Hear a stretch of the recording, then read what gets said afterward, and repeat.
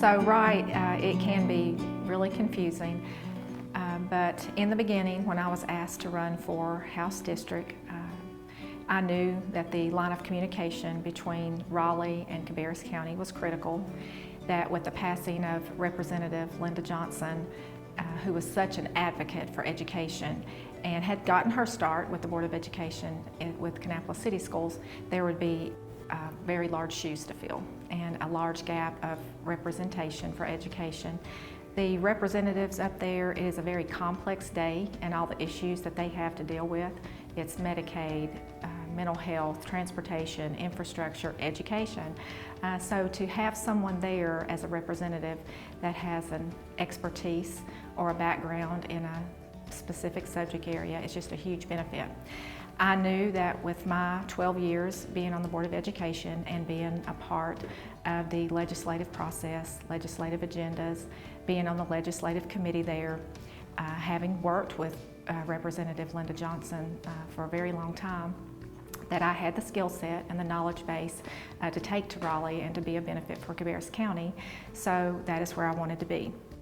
When the redistricting discussion started taking place, I did hesitate to announce early on, but agreed with my committee that it was good to put that information out there and to start gathering our support base. But with the redistricting maps that came out, and we weren't sure, and nobody was, what was going to take place, how much movement would take place, or if any. So after having moved twice due to personal and political reasons, and a third was not an option, I decided that that same thought process and skill base, my experience and knowledge, that I wanted to take that to the county commission level.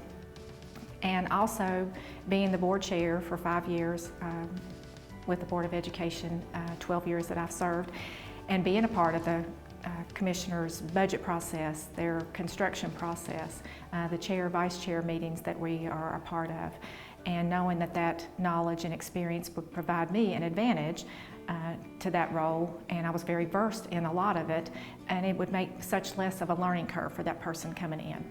But it's not just about my official capacity, it's also what I do every day. As a small business owner, as a general contractor, the boards that I sit on and represent for Cabarrus County, every day I deal with infrastructure, roads, water and sewer capacity, workforce development, jobs, and those are not just campaign platforms for me. They are not just forum questions that I have to speak to. That's my everyday life. I'm Holly Grimsley. I would appreciate your support and your vote in the primary on May 17th.